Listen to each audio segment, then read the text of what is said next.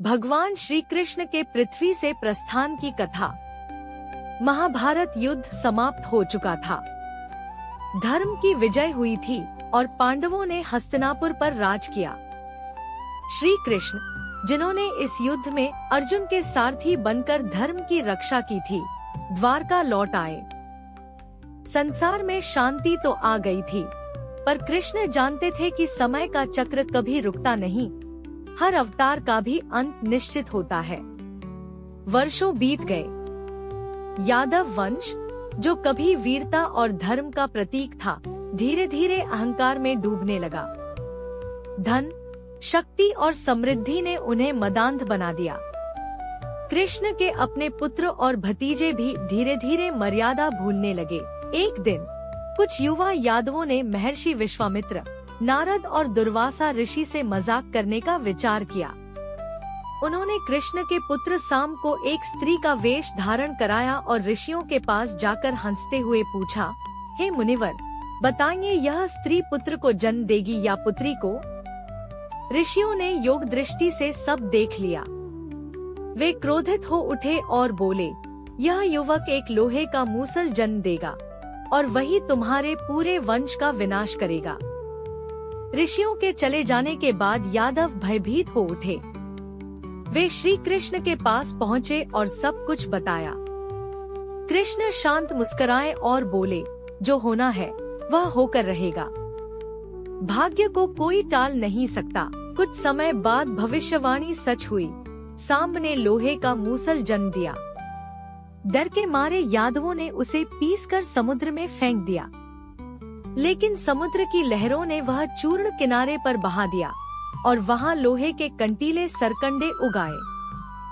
मूसल का एक छोटा टुकड़ा वहीं रह गया। वहीं आगे चलकर कृष्ण के प्रस्थान का कारण बना। समय बीता और यादवों में कलह बढ़ने लगी।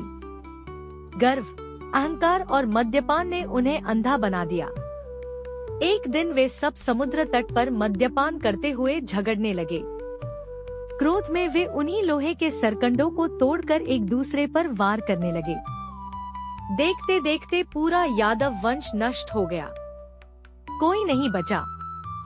यह देखकर बलराम जी व्यथित हो गए। वे समुद्र तट पर बैठ गए, ध्यान में लीन हुए और योगबल से अपने शरीर को त्याग कर शेषनाग के स्वरूप में दिव्य लोक को चले गए। अब श्री कृष्ण अकेले रह गए। वे शांत मन से जंगल की ओर चले गए, जहां प्राभास क्षेत्र में एक पीपल के पेड़ के नीचे बैठ गए। उन्होंने अपना एक पैर दूसरे पर रखा और ध्यानमग्न हो गए। उन्हें पता था कि अब उनका पृथ्वी पर कार्य पूर्ण हो चुका है।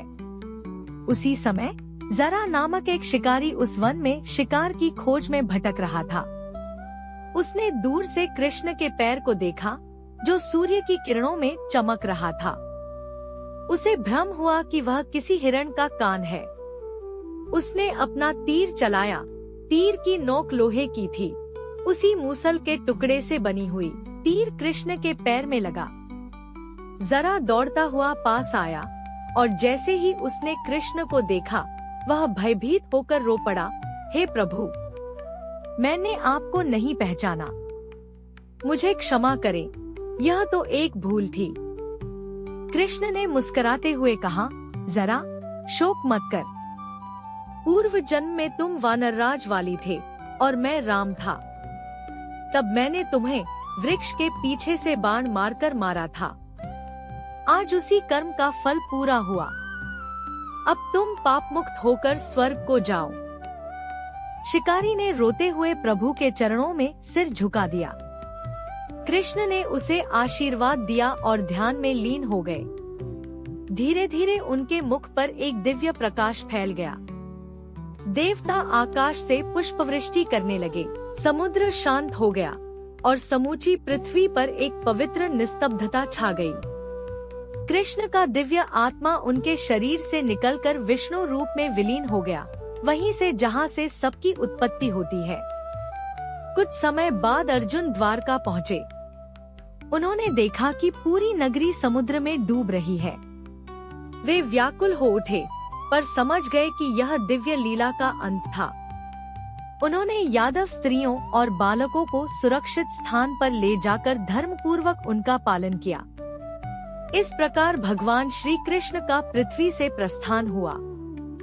यह मृत्यु नहीं थी, बल्कि एक लीलामय विराम था। उन्होंने मानव रूप में आकर धर्म की रक्षा की और जब कार्य पूर्ण हुआ तब लौट गए अपने परम धाम।